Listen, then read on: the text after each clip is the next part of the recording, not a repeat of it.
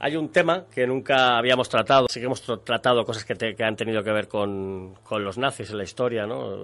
Creo que hemos tratado, pues, la relación que tuvieron con el gobierno español, hemos tratado el proyecto HARP, pero nunca hemos tratado algo como la muerte de Hitler y si realmente él murió aquel 30 de abril, suicidándose allí y su cadáver fue posteriormente, pues, incinerado en el jardín de la Cancillería. Es un tema que vamos a abordar hoy y sobre todo esa teoría conocida, ¿no?, acerca de que Hitler, pues, huyó a Sudamérica, en concreto a Argentina. Pero no voy a ser yo el que lo trate, sino va a ser Abel Basti. Él es un periodista argentino que está especializado en la historiografía no oficial del nazismo y es autor de una gran variedad de libros, tales como Hitler en Argentina, El exilio de Hitler, Bariloche nazi, Tras los pasos de Hitler y Hitler, el hombre que venció a su muerte. Este año, en 2018, ha editado, pues, un libro que se llama Hitler en Colombia. ¿Qué tal? Un gusto para mí estar contigo. Y bueno, la verdad es que en este programa acostumbramos a hacer las entrevistas, si no al revés, siempre empezamos con una pregunta que es un poco marca de la casa, que es ¿por qué? Es decir, el por qué tú has dedicado tanto tiempo de tu vida y tanto tiempo al estudio, has editado un montón de libros, tales como Hitler en Argentina, El exilio de Hitler, Bariloche nazi, creo que Bariloche es donde vives, están los pasos de Hitler y actualmente, hace poco, editaste Hitler en Colombia. ¿Por qué este interés? Bueno, yo como periodista comencé en los años 90 a ver el tema de los nazis porque hubo un incidente en mi ciudad, en San Carlos de Bariloche, que fue un pedido de extradición de un capitán de las SS que se llamaba Erich Priebke, y como corresponsal me tuve que cubrir ese evento que duró no un día, sino muchos días, porque comenzó con la detención, pero luego este hombre estuvo detenido con arresto domiciliario casi 8 meses, 9 meses, entre se resolvían las cuestiones de la justicia. Así que durante todos esos meses yo como corresponsal tuve que escribir todos los días de los nazis, y en particular de este hombre. Y ahí fue cuando comenzaron a surgir historias conexas, como la llegada de submarinos a Argentina, el posible arribo de jerarcas, el posible arribo de Adolf Hitler a la Patagonia. Y bueno, a partir de ese momento comencé a escribir, bueno, y aquí estamos, 20 años después, con el tema a full, ¿no? Bueno, la historia oficial nos dice que un 30 de abril de 1945, Hitler y su esposa, entre comillas, se suicidaron, ¿no? Y que posteriormente sus cuerpos fueron quemados en el jardín de la Cancillería. Ella se envenenó y él se pegó un disparo en la sien. ¿Qué ocurrió realmente? ¿Esto ocurrió? ¿Se escenificó esto de alguna manera, a tu entender? Bueno, pero esto que tú cuentas no es la historia oficial, de ningún modo. Si tú tomas, aunque sean los periódicos de época de 1945, la historia oficial es completamente diferente. Los únicos que dicen que Hitler se suicidó es un pequeño grupo de nazis, o sea, quienes afirman después de la guerra, después de haber terminado la guerra, que Hitler se suicidó, es un pequeño grupo de nazis que estaban o participaban de esta patraña. Pero si decimos historia oficial, tenemos no, los hechos oficiales. Los hechos oficiales son que Stalin le comunica formalmente, tanto en forma epistolar como en forma personal, a las máximas autoridades de los Estados Unidos, que Hitler escapó. Esto no es una información secreta, está en los periódicos de época. No solo eso, sino que además Stalin, en las actas previas a Nuremberg, pide que sea juzgado en ausencia, tanto Hitler como Bormann, y dice, yo no lo tengo a Stalin, como diciendo, no está en territorio comunista. Acusa a España de darle refugio a Hitler, y España, a través de su Cancillería, tiene que salir, está en los periódicos de época también, a decir que en territorio español Hitler no está. Todo esto es información pública. Así que esto de la versión oficial no es real. ¿Y esta deformación? A partir de la... ¿Perdón? Es una especie de revisionismo histórico, entonces, cultura popular, se podría llamar. Yo lo voy a tratar de explicar. A partir de que asumen las nuevas autoridades alemanas, que no son nazis obviamente, deciden no declarar muerto a Hitler al no haber cadáver. Y el estatus oficial de Hitler hasta 10 años después es de una persona viva, porque la declaración de muerte de Hitler oficial del Estado alemán es en 1955, 10 años después. Así que si nos atenemos digamos, al estatus legal para el Estado alemán, Hitler entre el 45 y el 55 es una persona viva, no es una persona muerta. No solamente eso, además de estar viva, no tiene ningún proceso en su contra. Al no tener ningún proceso en su contra, no hay una orden de captura. Tampoco hay una condena. Hitler es una persona que no tiene ninguna restricción porque no hay ningún antecedente penal en su contra, no ha sido juzgado, no ha sido condenado. Esa es la historia oficial, real, hasta la muerte de Stalin. O sea, Stalin muere en los años 50 convencido de que Hitler escapó. No solo Stalin, sino que el mismo Eisenhower, a principios de los años 50, recordemos que Eisenhower es presidente de Estados Unidos, pero además había sido comandante supremo durante la ocupación de Berlín. Eisenhower en los años 50 dice exactamente lo mismo, dice no tenemos ninguna prueba de que Hitler se haya suicidado en el búnker de Berlín. Así que hasta ese momento uno puede decir que la historia oficial es la historia del escape de Hitler y que quienes sostienen que se suicidó es un pequeño grupo de nazis que participaban del plan. Es una banda de forajidos a quienes se le pregunta ¿y su jefe? Y esa banda dice nuestro jefe se suicidó, lo quemamos, no quedó nada de él. ¿Cómo se dio esa huida? ¿Desde qué punto salió él? ¿Él no se encontraba entonces en el búnker en esa fecha? Él sale del búnker el 20 de abril, el día de su cumpleaños. Es una operación aérea que termina efectivamente en España, y de España, bueno, embarca en un submarino que hace una escala técnica en las Islas Canarias para llegar a la Patagonia. Yo resido en la Patagonia,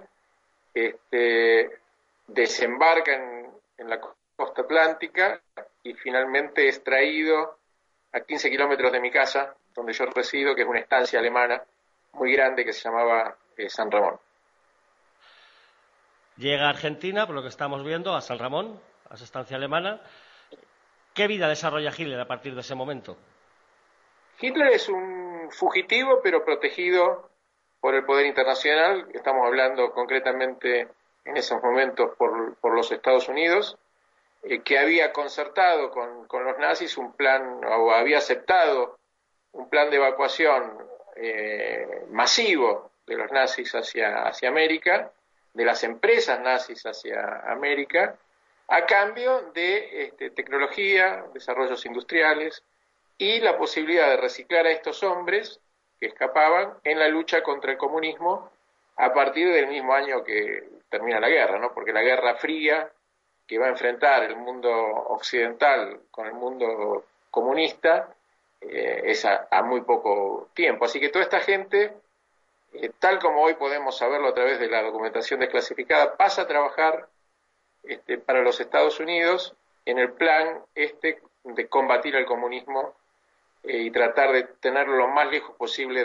de América. Lo que se lograba, efectivamente, con la ubicación de estos nazis en todo el continente, porque llegaron miles estamos hablando, de nazis que fueron ubicados en todos los países del continente, llegaron todas las empresas que fueron trasladadas desde una Europa destruida a América para radicarse en América, y como segunda garantía para que esto funcionara bien, fue instalar gobiernos militares desde Washington en todo el continente, en toda América, para que esos gobiernos militares, de derecha obviamente, protegieran y dieran seguridades tanto a los capitales nazis como a los hombres. Una vez en Argentina, y como hemos podido pues, ojear a través de tu obra, no hablas, tu manera de hablar no es una manera de hablar por cosas que hayas descubierto a través de la red, sino que hay testigos directos de todo esto. Exactamente, sí.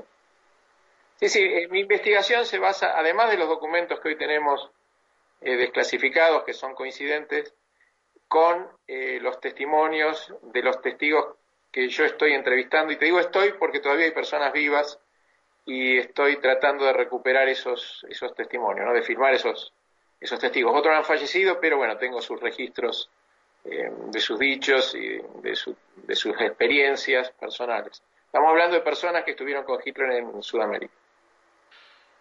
¿Cuál fue su...? Es decir, llega a Sudamérica. Él se mueve, ¿no? Por Argentina, ¿no? ¿Tiene contactos con otros mandos nazis en la época, él?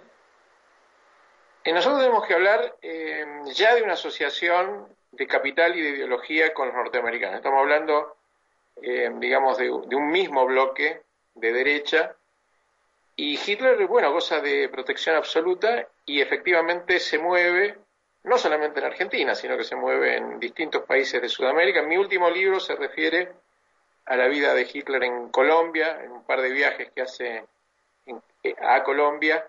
Esto es reciente, es muy, muy, muy reciente.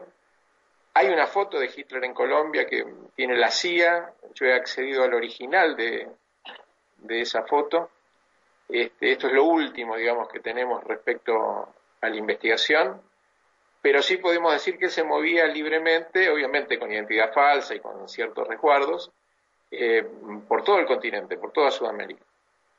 La actividad tanto de él como del resto de nazis, de los que están hablando, en connivencia con el gobierno estadounidense, de este bloque anticomunista del que hablas, del que luego es más que evidente por las políticas que se dieron luego durante los años 60 y demás, o por la propia Red Gladio, que estuvo presente en toda Europa también.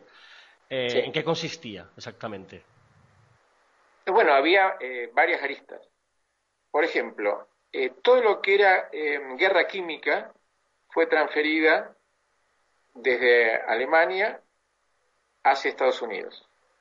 Los nazis Hitler tenía 12 toneladas de productos químicos listos para usar, nunca los usó, de primera generación, o sea, muy modernos, para guerra química. Todas estas 12 toneladas, más los expertos en guerra química, fueron trasladados a los Estados Unidos, donde se comenzó a producir en arsenales químicos de una envergadura increíble. Yo creo que es muy desconocido esto, pero los arsenales químicos que tuvo por un lado Estados Unidos y por otro lado la Unión Soviética son de una magnitud tan importante como los nucleares. Bueno, esto por ejemplo es una arista. Cuando tú me preguntas en qué consistía la organización de este bloque, bueno, guerra química, guerra nuclear, desarrollo de misilística, guerra comercial. O sea, hay una serie de facetas que son muy importantes. Por ejemplo, después de la guerra no había acero. Entonces se establecieron las industrias en Brasil, Mannesmann, en Colombia, una acería muy grande, se llamaba Paz del Río, para comenzar a producir acero para la OTAN. Estas grandes empresas absorbían cientos de nazis cada empresa, que venían especialmente a cumplir esas funciones. Entonces, el traspaso consistía en eso, es decir, bueno, vamos a abrir una acería en Brasil para producir acero para la OTAN. ¿Cuántos hombres necesitamos? 1.500 hombres. Bueno, se establecía el traspaso de 1.500 alemanes de distinta jerarquía y de distintos estatus a esas acerías. Esto era, yo te estoy ejemplificando, pero esto era un movimiento masivo y una organización muy grande, muy espectacular, para fortalecer el bloque occidental en todas sus aristas, en guerra psicológica, como te decía, en guerra química, en todo lo que era una estrategia de red de espías. Por ejemplo, toda la red de espías nazis, que eran 2.000 agentes instalados en Oriente para espiar a los comunistas, cuando termina la guerra pasan a depender de Washington. O sea, siguen trabajando los mismos agentes nazis, pero esta vez dependiendo de Washington. En esto consistió la transformación absoluta del mundo a partir de 1945. Se aprieta un botón reset, se resetea todo el mundo, y estos son los grandes cambios que van a configurar la nueva etapa que se llama Guerra Fría. Una Guerra Fría que, por otra parte, fue muy importante en el continente americano, desde el norte hasta el sur. Sí, básicamente en el continente americano lo que le va a marcar la impronta es la instauración de dictaduras militares, precisamente para luchar contra el comunismo, cuyos asesores principales eran nazis. nazis que habían llegado de Europa, no eran manuales estaban los manuales de los nazis, pero además estaba Klaus Barbie en Bolivia, por ejemplo, un carnicero francés, ¿no? de Francia. Estaba el general Rauff en Chile. Rauff había inventado las cámaras de gas móvil, eran camiones cerrados con el caño de escape hacia adentro que iban matando a las personas en la medida que iba transitando. Y así sucesivamente en Argentina, en Brasil, en cada país sudamericano se instalaron dictaduras con manuales nazis y con asesores nazis para combatir al comunismo. Esa es la impronta, la marca más fuerte que tiene Sudamérica respecto a la Guerra Fría, ¿no? Y esto significó además la instauración de la ideología que ya tenía raíces en la oligarquía sudamericana, en los militares sudamericanos que habían tenido instrucción en Alemania antes de la guerra y que tenían un contacto muy fuerte con los militares alemanes. Así que esto va a marcar a Sudamérica para siempre, ¿no? Supongo que, como toda historia, tiene un principio y tiene un final. ¿Qué datos se conocen acerca de la muerte de Adolf Hitler? Bueno, eso es materia de investigación. Lo que podemos decir es que sí, murió de viejo, digamos, y que su cuerpo quedó en Sudamérica, ¿no? No quiero contarte mucho más porque yo trato de hacer las afirmaciones cuando la investigación está más o menos terminada y hay datos contundentes, pero esto es una materia de investigación. Sí sabemos que murió anciano.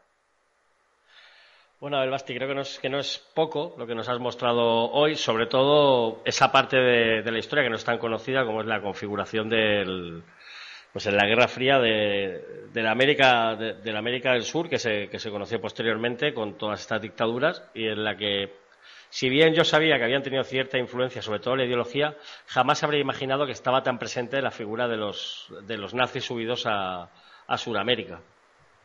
Sí, porque, como te decía antes, esto fue una oleada masiva y una organización. Yo lo presento en mi último libro, que es Hitler en Colombia, donde tenemos acceso hoy a material desclasificado de cómo se iban transfiriendo los hombres. Y esto era una ingeniería muy grande, porque había que darles nuevo documento de identidad, transportarlos, estamos hablando de miles, y después darles el trabajo y las seguridades en los lugares donde llegaban. Ya llegaban con trabajo. Entonces estamos hablando de una ingeniería muy, muy grande. Acá participaban norteamericanos, participaban los británicos y participaba el Vaticano, cuya cabeza en esta operatoria era un obispo que se llamaba Alois Judal, que hoy tenemos el acceso a 5.000 cartas del obispo que son accesibles, donde claramente se vislumbra toda esta organización a través de las directivas, en los países receptores dando los cupos a través de empresas o a través del mismo Estado. Así que esto es el cuadro general. Y bueno, yo en Colombia, por ejemplo, he podido ir dándome cuenta porque Colombia ha sido la niña bonita de Estados Unidos en Sudamérica, un país que no ha tenido golpes militares, ninguno, es el único país que no ha tenido golpes, donde se le ha garantizado la seguridad a los nazis y a los norteamericanos para hacer sus experimentaciones en Colombia, aprovechando su estatus de país tropical, y donde uno comienza a descubrir una serie de desarrollos impensados que parecen ir a contrapelo de lo que uno conoce, ¿no? Pero que es una historia fantástica donde, como suele ocurrir, la realidad supera la ficción.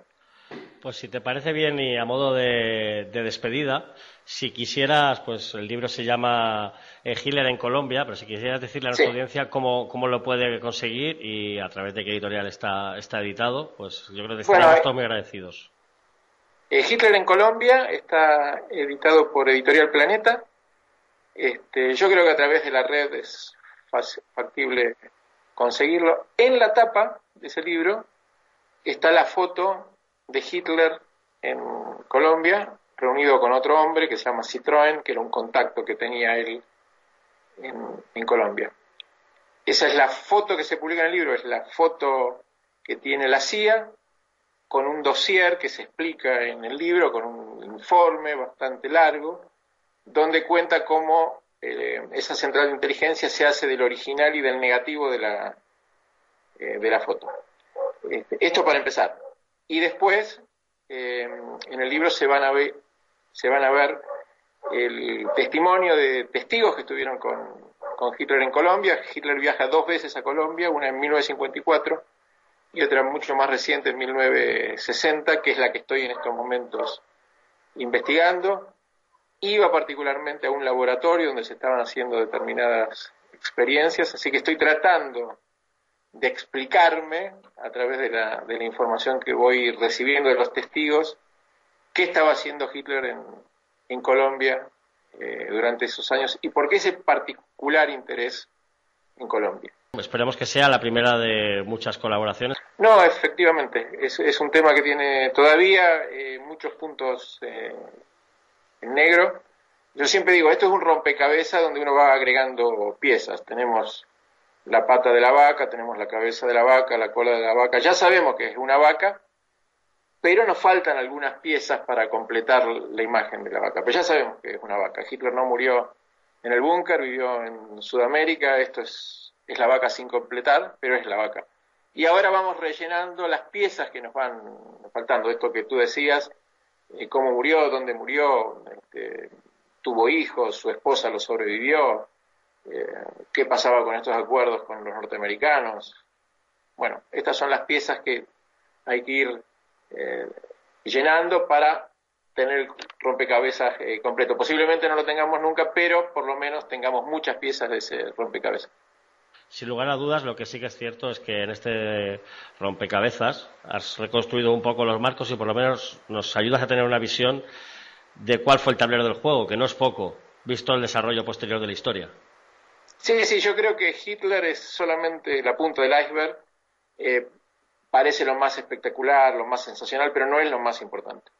Es un hombre más, es un nazi más, está bien, era el jefe, pero lo más importante es lo que está detrás, y lo que está detrás son acuerdos de cumbre, de cúspide, entre empresarios, políticos, militares, para hacer negocios, porque las guerras son en definitiva negocios. Lo fue la primera, la segunda, y la Guerra Fría también fue un gran negocio sobre el que no se ha escrito todavía en qué consistía ese negocio, pero todos lo imaginamos.